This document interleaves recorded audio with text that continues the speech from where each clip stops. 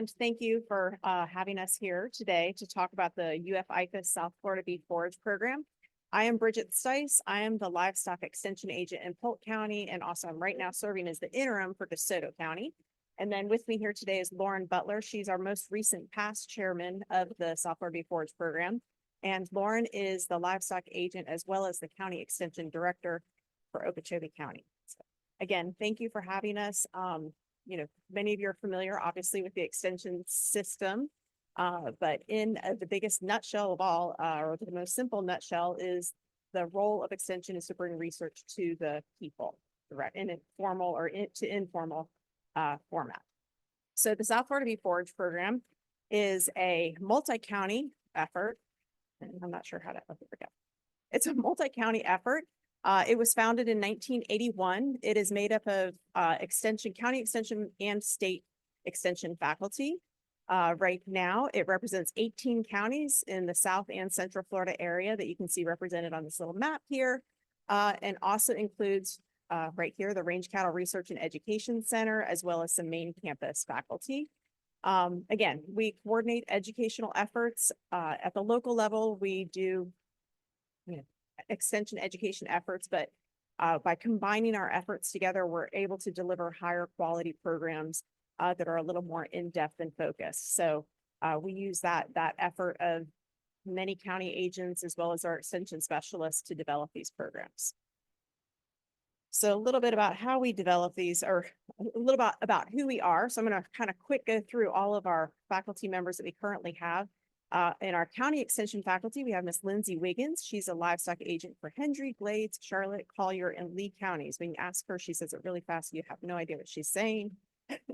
Then also in Hendry County, we have Sonia Crawford. She's the 4-H coordinator as well as livestock agent.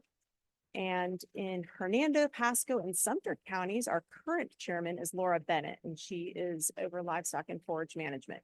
Every county has different focuses for their county extension faculty depending on the needs of the county. So you'll see that each agent has slightly different roles depending on what the needs of that county were or are. In Highlands County, we have had Kaylin Royal, livestock and natural resources agent. However, Kaylin is currently, until the end of the month, our livestock and natural resources agent in Highlands County, but as of March 1st, unfortunately, he'll be leaving. So coming soon, looking for that position announcement to be out. But we'll hopefully get that filled pretty quickly because Highlands County is a very important county for our programming. In Hillsborough County, we have Miss Allie Williams. She's the small farms and small farms and alternative enterprises agent. In Manatee County, Krista Kirby is our livestock agent. Okeechobee County is Miss Lauren Butler, and apologies for the picture not being great, but you have her lovely on the camera here today. Again, County Extension Director as well as livestock agent. And then also housed in Okeechobee County, but a regional specialized agent, meaning she serves multiple counties, is Colleen Larson, our regional dairy agent. And then in Osceola County, we have Miss Brittany Justison, livestock and forages, and me in Polk and DeSoto, livestock. And then in Sarasota County, we have Rod Greeter. He's an agriculture agent.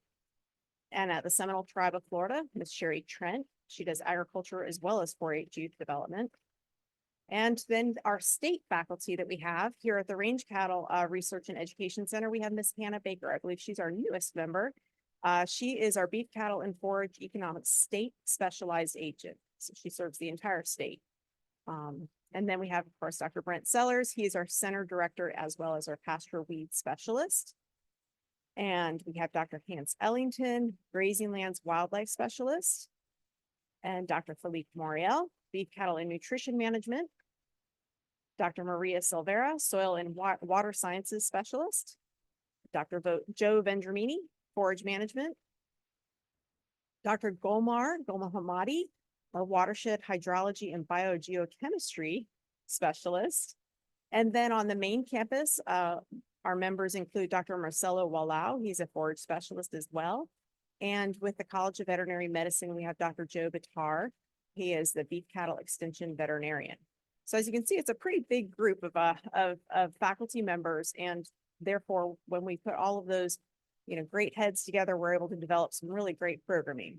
So the way that we develop our programs, that was one of the things that we wanted to talk about today, was how do we go about developing our programs? And we, of course, have an advisory committee that meets every few years, I think it's 2 to 3 years. And we get input from the advisory committee to determine what the advisory committee sees as being important focuses for our programming. We also get participant feedback. After every program that we have, we do an evaluation and we ask participants, what would you like to see? And so we get that feedback. And then, of course, at the county and local level, what are the interactions that we're having with our local producers? What are we observing and what interactions are we hearing as far as needs that need to be addressed, and how can we deliver education that reaches those? And again, all of our education is research founded. That's the beauty of it. It's unbiased research-based education. And then, of course, based on research initiatives, in particular, the Cattlemen's Association comes up with their research initiatives, and that's one way that we can help determine what sort of programming we want to get accomplished. So today we're going to talk about our core educational efforts that we currently have going on, that the South Florida Bee Forage program does. And each year these may change depending on what we see. Every year we evaluate what the programs that we've done. We discuss what programs we're going to do in the future. And so it can change from year to year. Some years we might drop for a few years of program, and then we might pick that program back up, or we'll have completely new programs come about. So I'm going to do this. We're going to go back and forth. Lauren and I are going to go back and forth. These are the programs that we're going to talk about today. And I'll let Lauren talk about the forage management tour and work. Sure. Thanks, Bridget. Good morning, everybody. So the grazing management is what we kind of call this casually, but this is the forage management tour and workshop. This got its start initially in the early 90s. The members of the group at the time kind of surveyed and interviewed several members of the Florida Cattlemen's Association at the annual convention. And the priority that they really wanted to see was a program focused on forage management. And so that's kind of how it started. And it was a really intense program at the inception. It was kind of geared towards our reproductive school. That's that same kind of style, which was like 3 days. And each day had kind of a different subject matter that was discussing. So the first day was soil and nutrient management. The second day was South Florida forages, and the third day was fitting the forages into the system. And at the end of every program, as Bridget mentioned, we do a survey to kind of indicate like whether this was a success or changes that we'd like to see as producers. And so it kind of morphed into something a little shorter as producers needed to be at their ranches more and more, and maybe to get information from some of the online sources. So it's kind of shrunk into a 1-day tour with several stops that we would have speakers interact with those participants.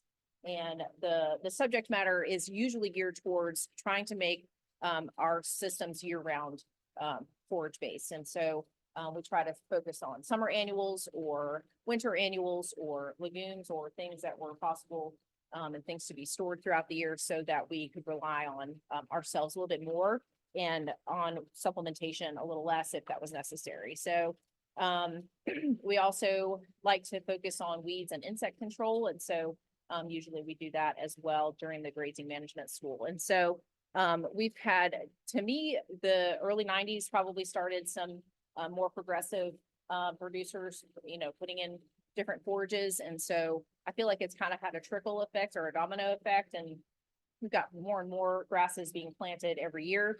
And so to where some of these operations, it's fully improved forages. And so that's really cool to see.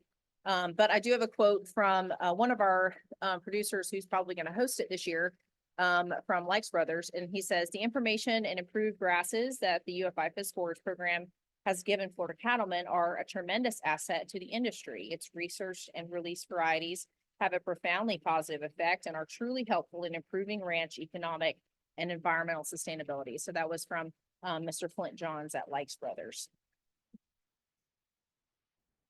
Okay, and then our next program that we want to talk about is the Alvin C. Warnick. That's what the ACW stands for, Beef Cattle Reproductive Management School. This is our oldest and probably most core program that we offer annually. This year it will be in April. It typically had been in the fall, but we had hurricanes and rains and all that sort of thing that seems to keep postponing us. So Alvin C. Warnick, Dr. Warnick, the namesake, He joined UF in the 1950s, and he was instrumental in changing it. In the 1950s, that was when fence laws began to be established, and the way that we raise cattle in Florida changed significantly. And a lot of it had to do with a lot of the research that Dr. Warnick did.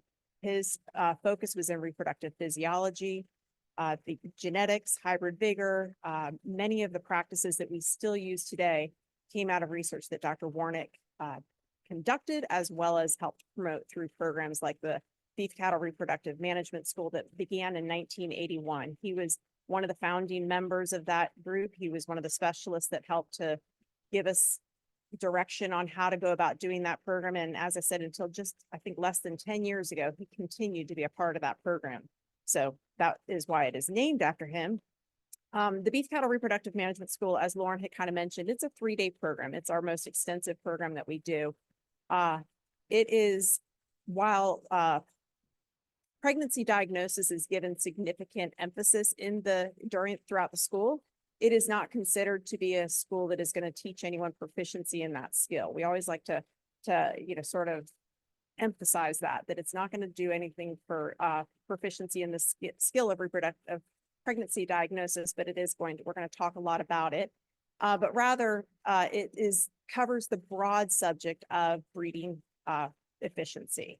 And that involves more than just reproductive efficiency. It involves everything from genetics, nutrition, health, and many other facets of management that have a direct impact on reproductive efficiency. So it's a really great all-encompassing program focusing on how each of these management practices does have an impact on reproductive efficiency. And in the end, our efficiency and how many pounds of calves we wean is where we get our income. And so that's most important for our economic sustainability. All right, and I'll let. All right. So speaking of economics, winter supplementation is usually one of those things that is a driver of, how much can you input to get what you want out of your cattle. And so this is one of our shorter events, although this year we did do almost a full day of the winter supplementation seminar. And so traditionally it's just speakers. Usually Dr. Moriel is there talking about the nutritional strategies that he has researched and gained knowledge on to share with the producers. This year we hosted it actually in Okeechobee, and we did several demonstrations, and we had displays of the of the supplemental strategies. And so we really try to highlight what those strategies can be, what it means for your operation, talking with what Bridget is discussing is reproductive efficiency and trying to make those cattle breed. And that's, winter is certainly the hardest time in our system. And so that's the winter supplementation seminar. Okay, and another program we want to focus on is our herd health seminar. That one was initiated in 2012. I didn't really mention when we talked about the reproductive management school, we do work closely with veterinarians, professional industry members, in addition to our faculty members to develop these programs. And with the herd health seminar especially, we like to work with our veterinarians. We encourage our clientele, our producers, to interact, to develop those veterinary client-patient relationships, the VCPRs. That is so extremely important. But a lot of times, learning about herd health management, the vet comes out and shoots side, there are all kinds of questions, and that's not necessarily the time to get an in-depth understanding of herd health management. So we offer these programs in conjunction with veterinarians to help identify management practices that will help with herd performance as it relates to health. And that, of course, all has an effect as far as everything is intertwined, and then we can focus on anything that might include nutrition, but we'll talk about emerging diseases, vaccination protocols, internal, external parasites, biosecurity, any number of topics that are related to herd health. This is typically done in a seminar format, like an evening program in the spring. Sometimes we will have a different format, like this picture shows sort of a workshop that was held during the day. One of the things you'll note as we talk about these different programs is we use a variety of delivery formats for our programs. So you'll see that throughout. All right, so Ranching Foundations actually has a much longer history than most recently. So we started this program kind of in a new format the past 3 years, but it actually started way back in the early 2000s, but it was considered the Small Farms, let me get this right, Small Farms Livestock Production Conference. And so this was something that agents noticed that at their programs, their audiences were more and more of these small farms. And so they decided that this was going to be, and I say they because I wasn't here then. They decided that this was maybe more of an interest from that audience. And so they were designing another series of three different species, horses, cattle, and goats, and started on the basic level of information such as, reproduction, the usual things, reproduction, nutrition, pasture management, things like that. And so then it kind of developed into a more hands-on demonstration of things and people being more involved in how they would do things. If they were coming from a history without family history in agriculture, they would not know, some of the things that some of us who have grown up in agriculture would know. They haven't learned it from a family member, like how to deworm or how to dehorn or castration or something like that. So it became more hands-on and they really appreciated it and they gained a lot of knowledge. But then the feedback was also that it was a higher level than they were looking for. And so it kind of went back to a more of a basic level. And then there was a statewide effort for small farms. And so there was a huge conference in Kissimmee. There's 800 people that attended. It was a huge success. And that carried on for a couple of years and then dwindled a little bit.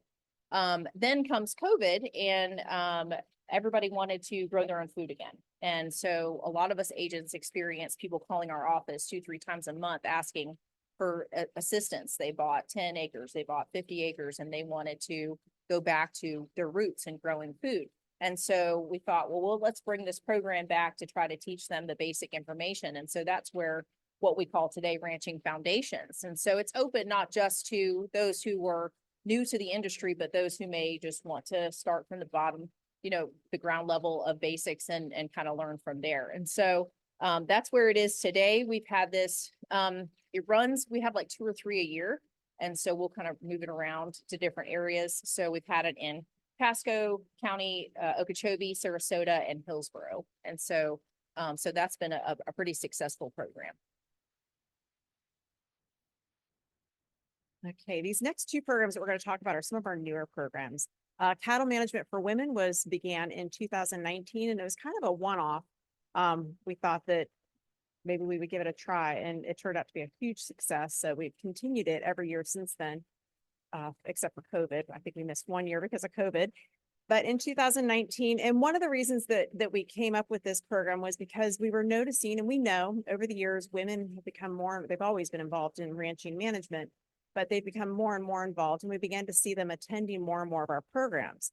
However, oftentimes we found that when we got to hands-on activities, they didn't normally step forward. They didn't normally ask questions. They would wait until after the program or when we could have a one-on-one moment, to do that. And so we thought, well, maybe if we do just a program for women, that might change. And we did realize that did have an impact on how the women, engaged during the program. So we offered it in 2019. We offer many hands-on activities, sort of basic things, but not necessarily just basic, management practices, everything from record keeping to cattle handling to pregnancy, calving difficulties, different topics that we'll cover throughout that, rotate from year to year. We've typically done this in the fall. Again, hurricanes and other things that can sometimes be challenging. We've had to reschedule things, but that has been a really meaningful program. And yeah, so I'm sorry. So as far as the topics going through there, we've seen a lot of really great feedback on that, and we've been very encouraged to continue offering that program. And in fact, the Florida Cattle Women have asked us to mirror the program and do it in Gainesville in conjunction with a few other agents from North Florida. So that's a pretty cool success story that came out of that. So this last one is environmental lands management. You guys should all be familiar with that one. We hosted it here in Ona for those of you that are in the room. And so this actually started also in the 90s with environmental and regulatory education program for landowners. Again, I have to read it because I wasn't here. But And it kind of started, if anybody remembers, that's when the BMP manuals were published for the first time, the best management practices. And I'm sure ranchers had a lot of questions about policies and regulatory agencies and what everybody's role is, why we're doing this. And so the topics kind of centered around that. What were the regulations? Why were we talking about water quality, and how our operations may or may not impact the coastal communities? So things like that. Tried to help them get the resources and be more comfortable with the information. And so that has kind of morphed into something different that we call it today, environmental lands management, where we try to recruit those public land managers. So those that are, so maybe county entities or city municipalities or water management districts, things of that nature that have public lands, but maybe do not have cattle, that are underutilized in that regard. And so we try to bring them in and talk about the benefits of having cattle on these operations or these public lands. We talk about the impacts of the soil. We talk about wildfire management. We talk about invasive species management, cattle body condition scores, so that managers know what's appropriate for these cattle. And so that's kind of what that has kind of turned into. And so we have had several people from the public lands management departments and also various water management employees and also governing board members have been to some of those programs. And so I do have a quote from one of the governing board members from the South Florida Water Management, and he says, I commend the positive impacts that arise from public land managers attending the environmental lands management event. These gatherings serve as a platform for knowledge exchange and collaboration, fostering a deeper understanding of sustainable land management practices. So that's always kind of cool to hear that a governing board member is supportive of our programs. I think with that, we are going to dive into our website, which is a very useful tool. And I have to give major props to Bridget for keeping it up for us every month. It's a very time-consuming task. And so there are several resources on there that we as a group all contribute to, or members of the public have asked for, or links to other resources. And so we have articles of the month that actually every member and some of our specialists contribute to. So those vary in topics. We have a product and service directory, which I think is the most useful. As a producer, a lot of times they'll call an agent and they ask for, like, who can build a fence for me?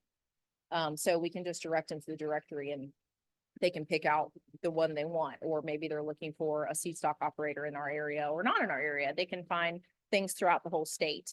We have our events listed there, publications and learning resources. We have started filming some of our events and programs, and so that is also on there. And then we have also our member directory.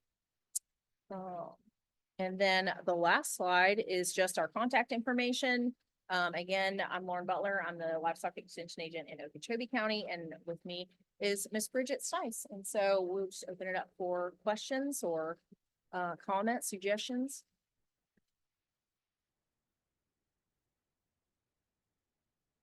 Yes, that was a good question. Years ago, we had offered a horse performance short course is what we had called it. Oh, were you here at that time at all? Okay, yep. So it's been probably 7 or 8 years, probably more than that, since we've done that. And we had really good participation initially with that. And we just didn't, the participation sort of dropped off, and that was why we stopped doing it solely as a program.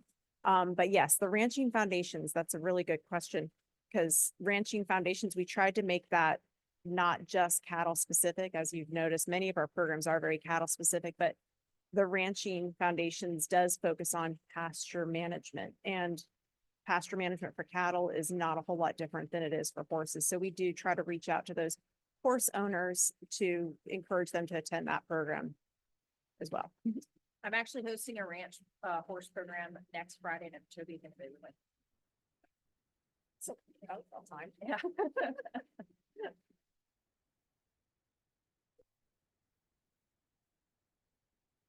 Oh, good question. Yeah. So if anybody would like to join the directory, if you go to our website, and I can back that up to the SFBFP, South Florida Forage Program, .ifas.ufl.edu. And I also have a QR code in there. I know that's probably redundant if you're watching from a webinar. But you can go to that. And if you go to the link for the product and service directory, you can fill out a form that's there, or you can also just email any one of the members, your local agent, ask them if you'd like to be put in there. But the form gives you links for or drop downs for choices of how you would like it included in the directory, but you just need to reach out to any one of the members.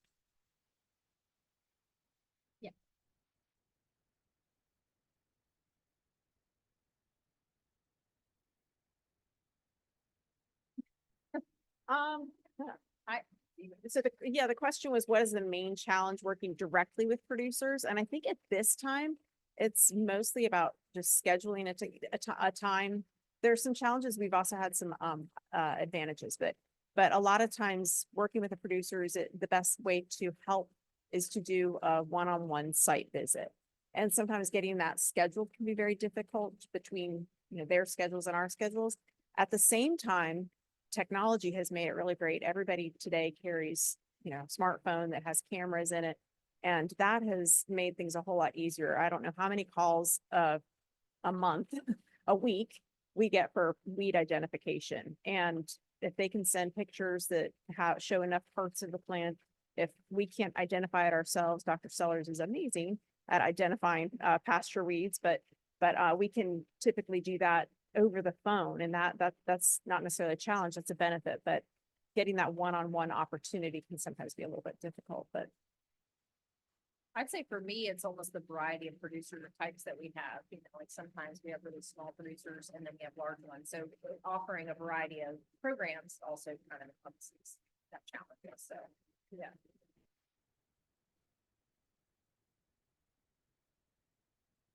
No questions online either. Any other questions? All right, well, thank you so much. Thank you for having us.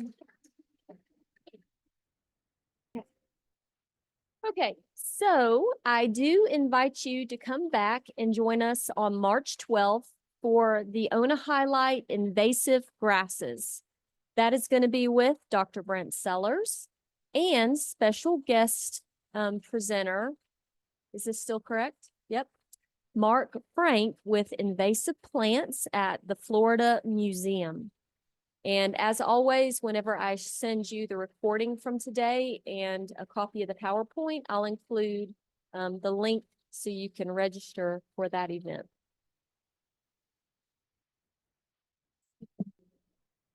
It's going to begin February 26th, and apologies on this. I will share with you the PDF that's a 4-page brochure that has all of the information on this event, registration, and the program, so that you can have the right information.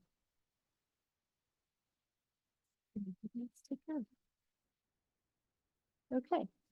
This is a survey that's being done in regard to sexting offspring. And they are just wanting to survey producers, extension agents, folks in the industry to try to assess the potential commercial application of this new technology. So I will share this flyer with you as well as the link to do this. And then if you have questions, here is the contact information for that.